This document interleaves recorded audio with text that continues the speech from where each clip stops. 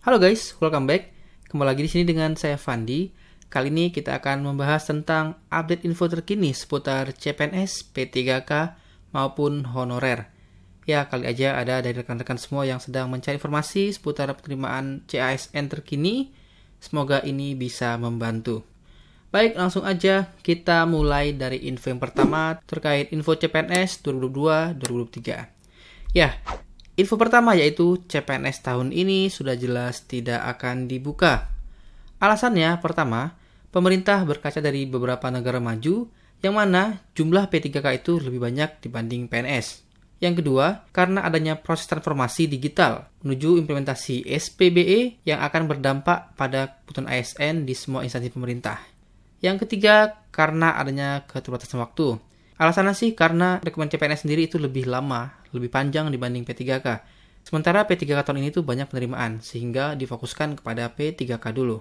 Namun buat teman-teman semua jangan berkecil hati dulu, karena ada info yang cukup menarik, yaitu tak menutup kemungkinan untuk formasi CPNS di tahun depan akan dibuka secara terbatas. Hal ini didukung oleh adanya surat BKN nomor 52/B BP 0101/SD/B3 2022 tanggal 5 Januari tentang permintaan bahan penyusunan kebutuhan ASN tahun anggaran 2023.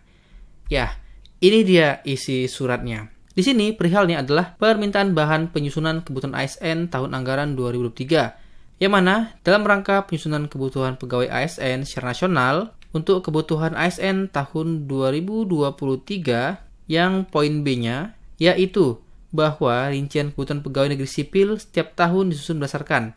Nah, jadi di sini baik pusat maupun daerah diminta untuk menyusun kebutuhan ASN di tahun 2023, yang mana salah satunya ada untuk kebutuhan PNS.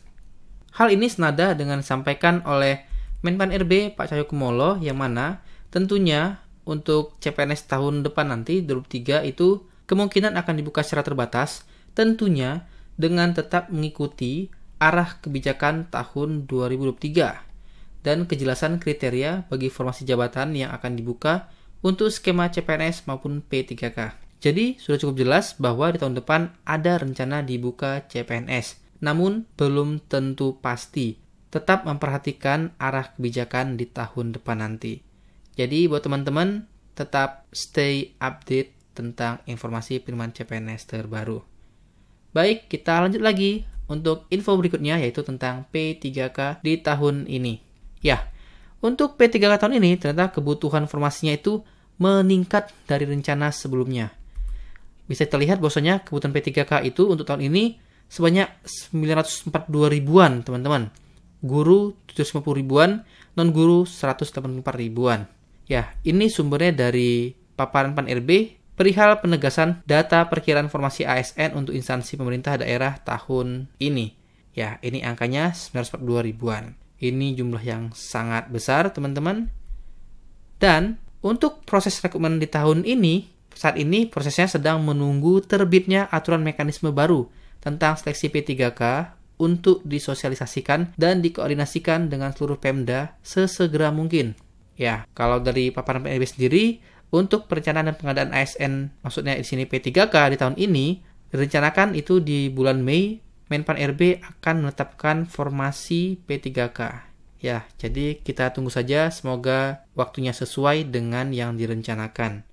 Baik, selanjutnya yang kita tahu bersama tentang P3K, bahwasanya untuk syaratnya itu wajib punya syarat pengalaman kerja minimal 3 tahun yang linear dengan jabatan yang dilamar. Namun saat ini, pemerintah sedang mengkaji ya mengenai pertimbangan P3K bagi fresh graduate yang akan mempertimbangkan syarat pengalaman kerja. Jadi bisa aja ada keringanan nih buat yang fresh graduate. Jadi kita tunggu aja, semoga ada kejutan di tahun ini. Sehingga bagi yang fresh graduate yang belum punya pengalaman kerja bisa melamar P3K. Nah, ini kabar baiknya untuk P3K. Namun, buat teman-teman yang masih pingin jadi CPNS bukan P3K itu ada hal yang perlu pertimbangkan. Untuk kamu yang mencoba P3K tahun ini dan lulus, nantinya di tahun depan jika CPNS buka, maka kamu nggak bisa coba, teman-teman. Lebih tepatnya, buat kamu yang ikut P3K non-guru di tahun ini nanti, jika lulus maka tahun depan dilarang ikut seleksi ASN. Maksudnya ikut seleksi P3K ataupun CPNS. Sementara untuk guru, jika lulus dan mengundurkan diri, maka tahun depan dilarang untuk ikut seleksi P3K. Selengkapnya mengenai aturannya itu ada di PAN RB di tahun lalu, tepatnya PAN RB nomor 29 tahun 2021 tentang pengadaan P3K untuk jabatan fungsional untuk non-guru. Jadi untuk non-guru ini jika sudah lulus dan juga sudah punya persetujuan nomor induk P3K, kemudian mengundurkan diri, maka sanksinya tidak boleh melamar pada penerimaan ASN, yaitu berarti di sini baik CPNS maupun P3K di tahun berikutnya atau periode berikutnya. Nah, sementara untuk guru jika sudah lulus dan mengundurkan diri, maka nggak bisa ikut P3K satu periode berikutnya. Ini berdasarkan aturan PAN RB nomor 28 di tahun 2021. Ya, semoga aja ada aturan baru tentang pengadaan P3K ini sehingga untuk syarat ini nanti bisa dipermudah ataupun dihapuskan ya. Oke, sekian dulu informasi terbaru tentang P3K. Kita lanjut lagi sekarang info pegawai honorer yang katanya dihapuskan di tahun depan. Apakah benar? Nah, ternyata benar teman-teman. Tenaga honorer akan dihapuskan di tahun 2023. Dasar hukumnya ada di PP nomor 48 tahun 2005 tentang pengangkatan tenaga honorer jadi calon pegawai negeri sipil. Juga untuk PP nomor 49 tahun 2018 tentang manajemen pegawai pemerintah dengan jajaran kerja atau PP manajemen PPK, pasal 96, PPK dilarang mengangkat pegawai non-PNS atau tenaga honorer untuk mengisi jabatan ASN. Nah, pertanyaannya, ini sudah dilarang dari tahun 2018 ya, teman-teman ya.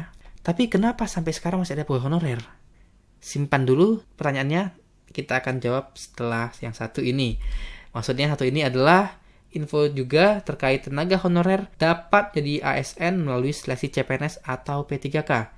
Jadi buat tenaga honorer ini masih bisa nih ya jadi ASN melalui seleksi CPNS jika umurnya masih memungkinkan atau P3K. P3K ini kan umurnya kan maksimal setahun sebelum pensiun masih bisa melamar. Nah, dan juga ini dipertegas lagi oleh PLT Kepala Biro Hukum, Komunikasi dan Informasi Publik, Kemenpan RB, bahwasanya tidak ada pengangkatan otomatis bagi tenaga honorer menjadi ASN. Semuanya lewat seleksi. Nah, sudah cukup jelas ya teman-teman ya untuk yang tenaga honorer. Nah, kita kembali ke sebuah pertanyaan yang masih menggantung tadi. Kenapa sudah dari tahun 2018 tapi sekarang ini masih ada pegawai honorer? Jawabannya ada di PP-nya juga, teman-teman. Di PP nomor 49 tahun 2018 tentang manajemen pegawai pemerintah dengan jajaran kerja. Di pasal 99, pada saat PP ini mulai berlaku, pegawai non-PNS yang bertugas pada instansi pemerintah masih tetap melaksanakan tugas paling lama 5 tahun. Ya, kalau 2018 tambah 5 berarti 2023, teman-teman ya.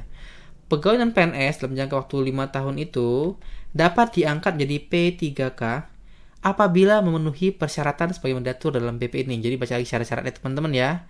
Yang jelas pasti umurnya itu aman lah ya, karena setahun sebelum pensiun masih bisa melamar. Jadi buat teman-teman yang tenaga honorer, jangan berkecil hati. Malah ini harusnya membuat teman-teman jadi semangat untuk belajar persiapan P3K-nya ataupun CPNS apabila umurnya masih mencukupi. Ya, mungkin sekian dulu teman-teman untuk info kali ini. Berikut referensi yang saya gunakan. Semoga informasi yang disampaikan ini bisa bermanfaat, dan jika ada yang salah, saya mohon maaf dan mohon koreksinya dari teman-teman semua. Baiklah, saya Fandi AP, saya undur diri dulu, dan sampai ketemu pada tayangan selanjutnya.